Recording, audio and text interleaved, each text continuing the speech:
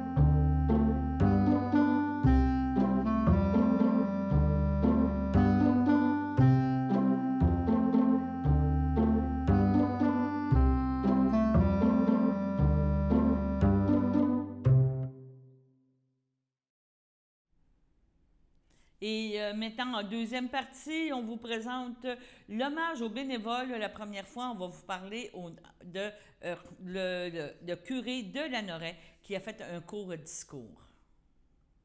Bonsoir tout le monde. Est-ce que ça va bien? Est-ce que ça va bien?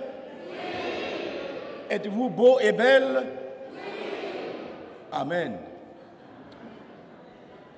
Alors, chers amis, à vous toutes et tous, je souhaite la bienvenue dans cette belle église de Lanoraie. Alors, comme vous le savez, tous, vous avez votre nom inscrit, non pas dans un registre, mais vous avez vos noms qui sont inscrits dans le cœur de Dieu. Alors, il vous aime toutes et tous, tels que vous êtes. Alors ce soir, je salue cette première édition du Gala Reconnaissance. Et je salue spécialement le maire de Lanoraie. J'ai nommé M. André Villeneuve,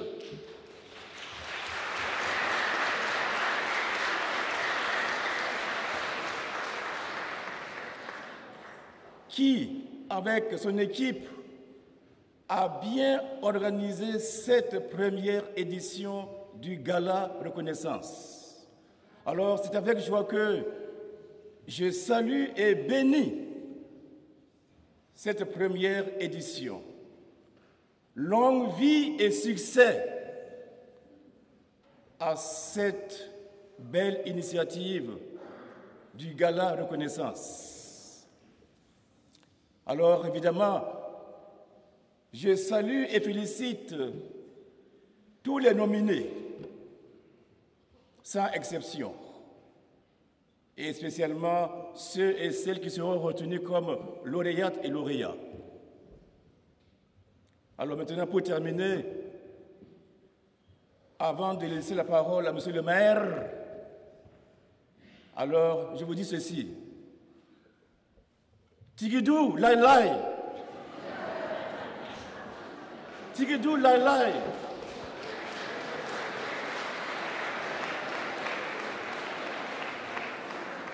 Tigidou, fly bin. Tigidou, fly bin. Alors, agréable soirée à toutes et à tous. Amen. Sur ce, allons à la première pause. Votre station de télévision de Berthierville vous invite cordialement à son bingo hebdomadaire télédiffusé tous les samedis matins dès 9h30. Depuis longtemps, les fans de CTRB se divisent le joyeux montant de 600 $ chaque semaine à cette joute de bingo. N'oublions pas non plus le super bingo mensuel d'une cagnotte de 2000 $ que vous pourriez vous partager chaque premier samedi du mois.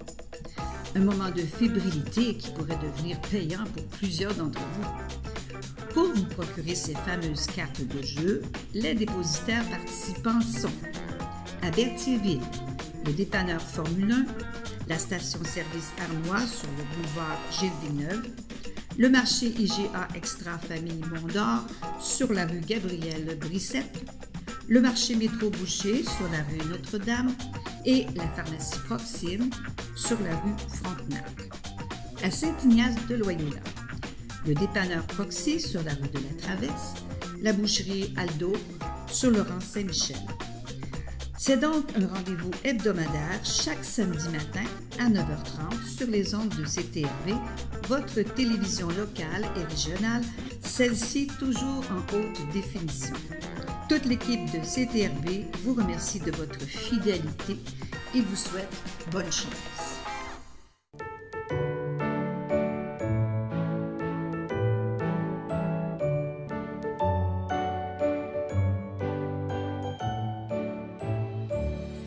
Aujourd'hui, le 5 mai, la FADOC de l'île du Port désire souhaiter bon anniversaire à Suzy Guévremont, Ghislain Guévremont, Suzy Giroux, excusez-moi, Ghislain Guévremont et Luc Gadouri. C'est votre anniversaire aujourd'hui, profitez-en pour bien fêter avec votre famille et vos amis.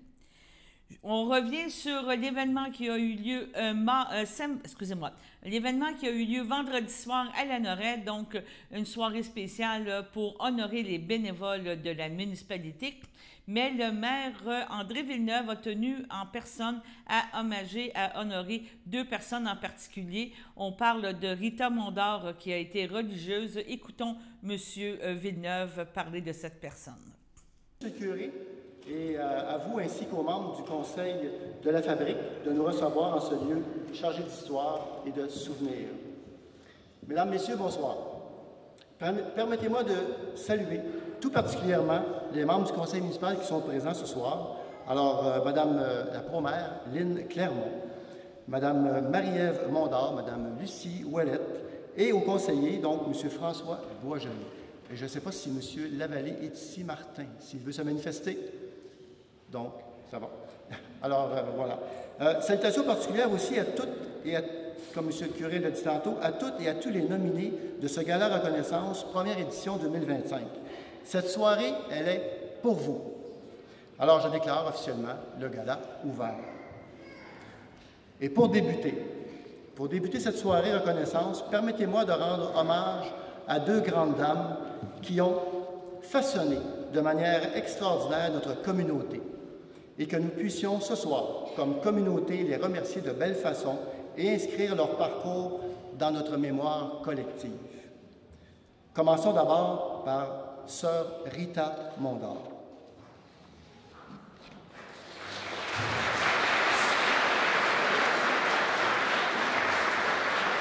Née à Lanoret le 31 juillet 1925, Sœur Mondor était la fille d'Albert Mondor et d'Émilia Beaupré.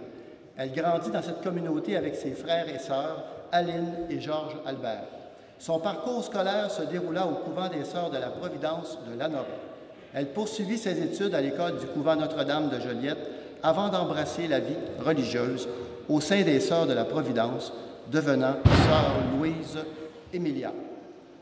Sœur Rita Mondor a dédié près de 30 ans de sa vie à l'enseignement et à la direction, notamment au couvent de Lanoret.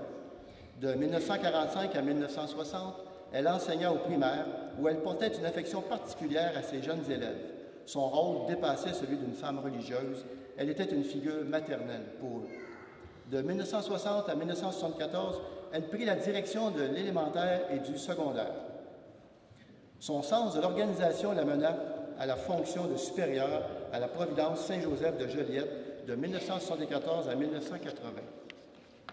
Elle fut ensuite secrétaire à la fabrique Sainte-Tite-La Violette et, de retour à Lanoraie, à la fabrique de Saint-Joseph de Lanoraie. Elle se consacra également à visiter les malades et les personnes âgées. Femme de tête avec un grand charisme, encore pleine d'énergie et de détermination, en 1994, elle fonda le Carrefour Émilie Gamelin à Lanoraie, un organisme d'aide aux personnes démunies. Cet organisme, nommé en l'honneur de la fondatrice des Sœurs de la Charité de la Providence, a nécessité un agrandissement après 31 ans d'opération, témoignant ainsi de son esprit visionnaire. Sœur Rita a consacré sa vie à aider les personnes dans le besoin, simplement en leur offrant de l'écoute, de l'empathie et de la présence réconfortante. La Fondation du Carrefour a permis d'offrir une aide alimentaire et des vêtements à petit prix pour les familles lanoroises, et ça se continue encore aujourd'hui. Si sa mission sur Terre était sa générosité, alors on peut dire mission accomplie. Merci, Sœur Rita, on ne vous oubliera jamais. Je demanderai à Sœur Lise et à Sœur Colombe si elles voulaient bien s'avancer à l'avant, s'il vous plaît.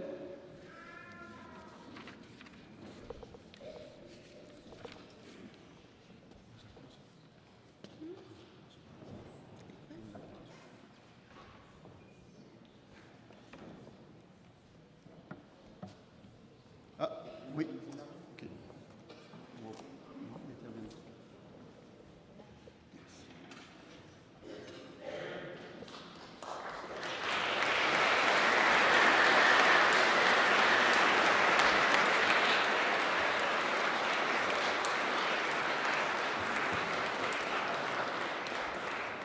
Alors, je vais remettre un cadre souvenir à Sœur Lise et à Sœur Colombe, justement pour qu'on garde à l'esprit et qu'on garde dans notre mémoire collective ces grandes dames, cette grande dame qui a façonné Lanoraie.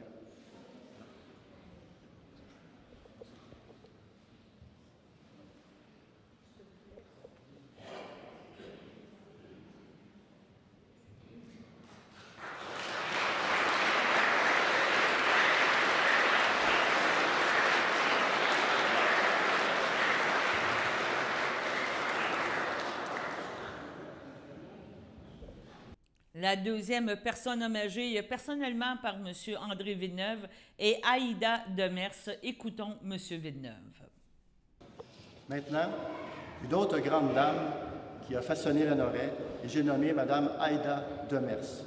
Ce soir, nos pensées se tournent avec une profonde gratitude vers la mémoire. Elle voulait qu'on l'appelle Aïda, alors je vais l'appeler Aïda. Vers la mémoire d'Aïda, native de Montréal, elle a choisi de faire de Lanoraie son foyer en 1952 avec son époux Marcel et ses 4 enfants. Aïda était une femme d'un engagement remarquable. Bien au-delà de son rôle au sein de sa famille, elle a joué un rôle important dans notre communauté. Son souci de l'autre l'a porté à s'investir dans de multiples organisations et comités. Qu'il s'agisse de soutenir les majorettes de Lanoraie et la Valtrie, de contribuer à la vie municipale en tant que conseillère durant 2 mandats, d'œuvrer au sein du HLM, de s'impliquer activement chez les filles d'Isabelle, de participer avec plaisir au club de pétanque ou encore de consacrer son temps et son cœur à l'Association des auxiliaires bénévoles du Centre Alphonse Rondeau. Madame Demers a toujours répondu présente. Et cette énumération n'est sans doute qu'un aperçu de toutes les causes qu'elle a soutenues. Son parcours témoigne d'une volonté constante de contribuer au bien-être collectif, assumant avec la même détermination les rôles de membre, d'administratrice et même de présidente au sein de ces diverses instances. Aïda nous a quittés à l'âge de 99 ans au CHSLD Daisy à Saint-Gabriel de Brandon et repose désormais en paix au cimetière de Lanoraie. Aujourd'hui, nous honorons la mémoire d'une citoyenne engagée. Son héritage de générosité et d'implication continuera à nous inspirer. Que son souvenir soit une source de réconfort et un appel à poursuivre son œuvre d'engagement au sein de notre collectivité. Merci beaucoup, Aïda.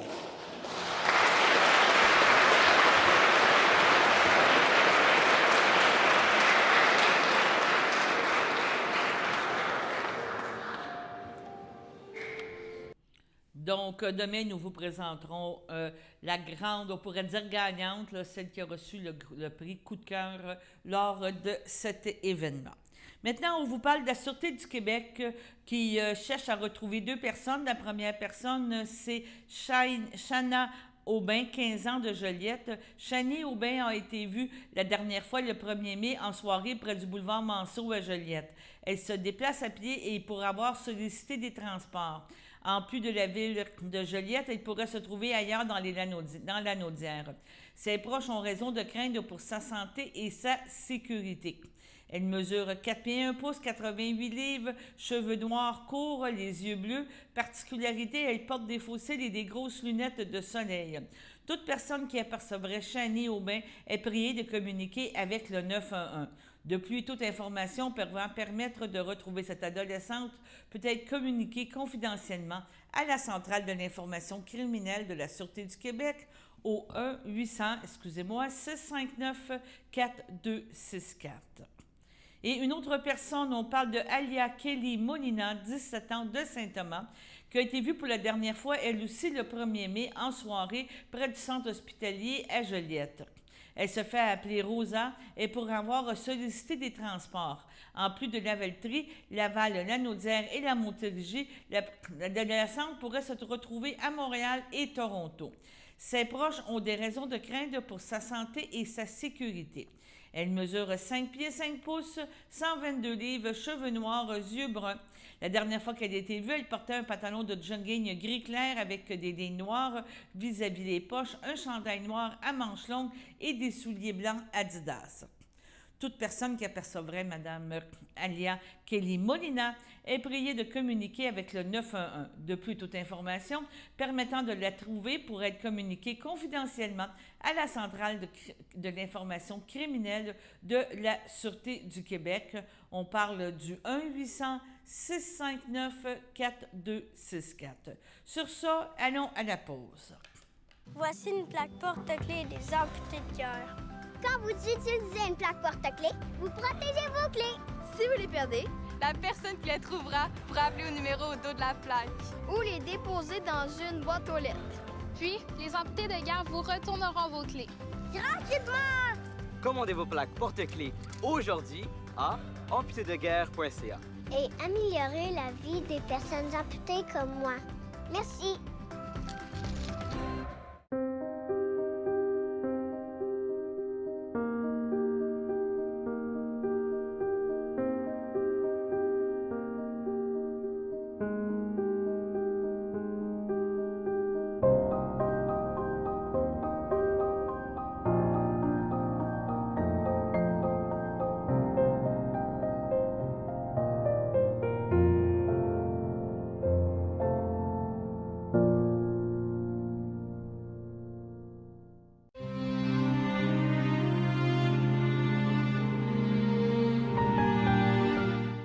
Au CHSLD du Piémont à Saint-Jean-de-Matane, le 10 avril, à l'âge de 63 ans, est décédé M. Louis Buissière, fils de feu René Buissière et de feu Madeleine Saint-Martin, demeurant à Saint-Ignace de Loyola et native de Berthier.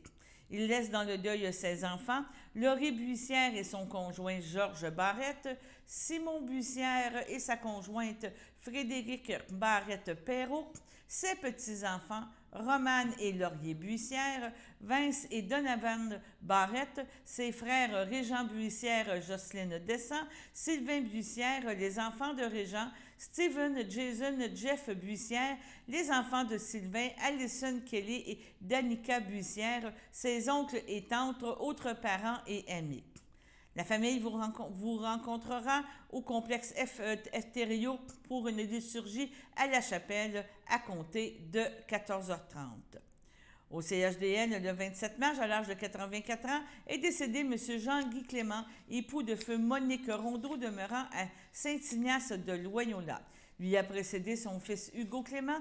Il laisse dans le deuil ses enfants, Jocelyn Clément, Aline Rondeau, Guylaine Clément, François Pamphili, Dominique Clément, Claudia Latour, ses petits-enfants, Jessica Guillaume Hens, Francis Alexa Gaudreau, et Hugo Boivin, Claudiane Jérémy Gauthier, Zachary et Abigail, ses arrière-petits-enfants, Jake, Emma, Havana, Alana et Ellie, sa sœur, ses belles-sœurs et ses beaux-frères, Louisette Clément, feu Daniel Marchand, Nicole Dubé, feu Robert Clément, Micheline Rondeau, feu Pierre Couture, Marcel Rondeau, feu Aline Généreux, plusieurs neveux, nièces, autres parents et amis. La famille vous accueillera le 17 mai dès 11h au complexe funéraire Efterio de Berthierville. Suivra un hommage au salon à compter de 14h. M. Clément sera inhumé au cimetière de Saint-Ignace de Loyola à une date ultérieure. Au CHDL de Saint-Charles-Borromée, le 25 avril, à l'âge de 61 ans, est décédée Mme Jacqueline Vautour, épouse de Serge Cyr, demeurant à Saint-Barthélemy. Elle laisse dans le deuil, outre son époux, ses enfants, Jean-Denis Cyr, Maude Gabrielle Rosse, Frédéric Cyr, Carianne Pelletier, Véronique Cyr, ses petits-enfants, Noah Cyr, Marisol, Maxime et Émilie Jasmin, Olivier Pelletier, Amy Bérard, Jack et Logan Cyr, Rosalie Allary, ses sœurs, frères, beaux-frères et belles-sœurs, ainsi que plusieurs neveux, nièces, autres parents et amis.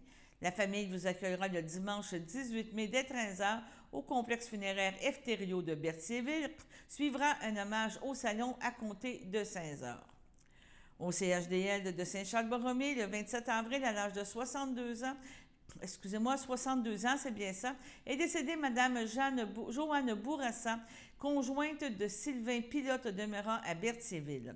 Elle laisse dans le deuil où son conjoint Sylvain, sa mère Micheline Bourassa, sa belle-fille Mélanie Pilote et son conjoint Régent Melançon, leurs enfants Jacob et Mira, ses enfants Isabelle, Patrick, Kevin et sa conjointe Catherine Dubois, Joanie et son conjoint Marc-Olivier Plante, Alexandre et sa conjointe Émilie Charbonneau, ses petits-enfants Marie-Soleil, Léa Rose, Feu Bébé Rose, Ryan et Noah Grenier, sa sœur Josée et son conjoint, ainsi que plusieurs neveux, nièces, autres parents et amis.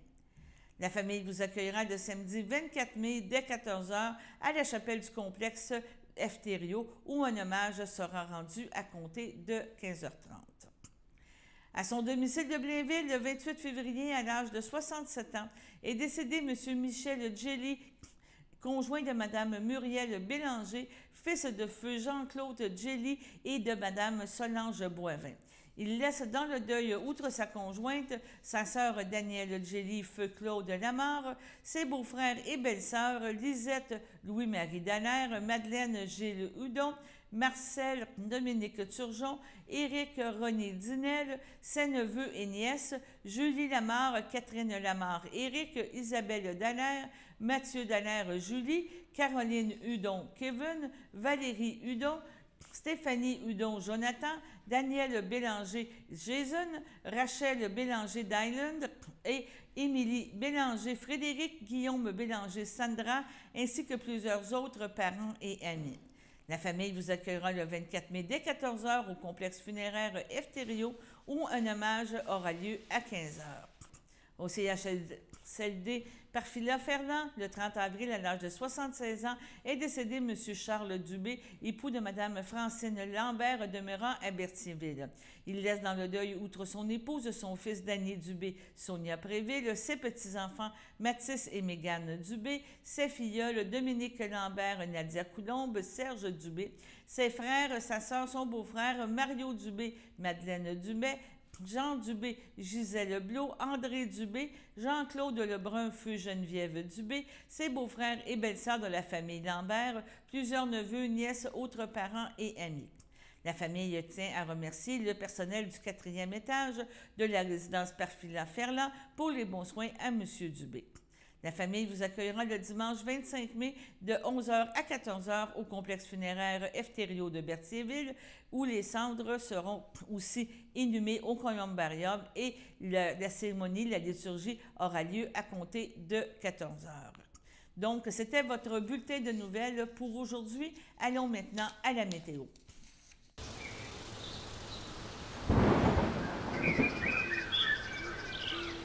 Bienvenue à votre météo de cette semaine. Aujourd'hui, lundi soir, ça sera plutôt nuageux. Une température de 18, un temps ressenti de 18. Lundi nuit, ce sera nuageux avec averse, une température de 11, un temps ressenti de 9, environ 1 mm de pluie.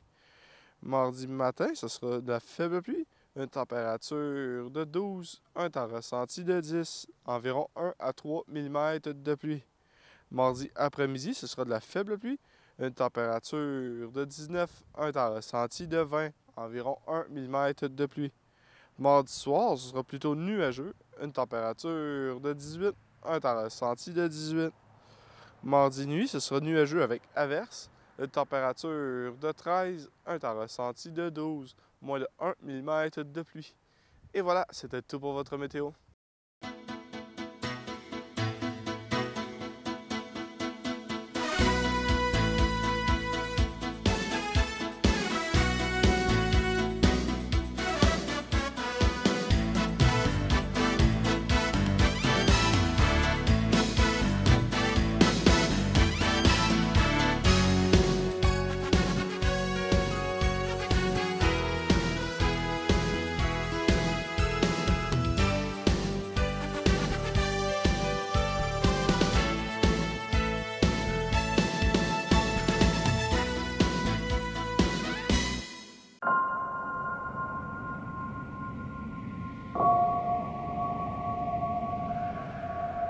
Lorsque vous circulez en présence d'une machine agricole, soyez vigilant.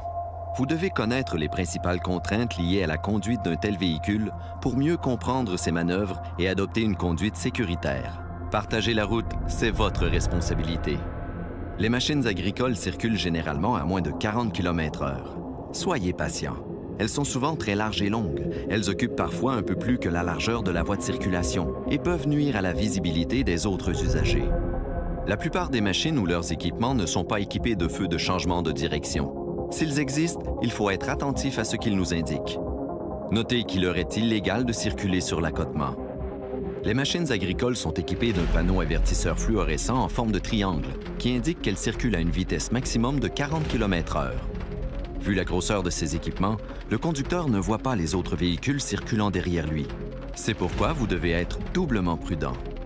Gardez toujours une bonne distance entre vous et l'équipement agricole qui vous précède.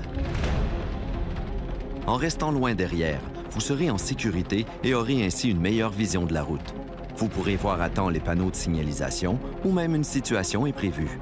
Vous pouvez franchir une ligne continue simple ou double pour dépasser une machine agricole seulement si cette dernière est équipée d'un panneau avertisseur fluorescent de circulation lente. Les machines agricoles sont souvent très larges et longues. Les manœuvres de dépassement sont alors plus difficiles à faire. Assurez-vous que la voie est libre sur une distance suffisante avant d'amorcer la manœuvre et de conserver une distance sécuritaire avec la machine agricole avant et après le dépassement. Soyez particulièrement vigilant, car le chauffeur du tracteur pourrait tourner à gauche pour s'engager dans l'entrée d'un champ ou d'une ferme. Surveillez les abords de la route afin de repérer ces indices. Notez bien que si plusieurs véhicules suivent une machine agricole, seule celle en tête de peloton peut la dépasser aux endroits où le dépassement est interdit. Bien partager la route avec les équipements agricoles peut sauver des vies, peut-être même la vôtre.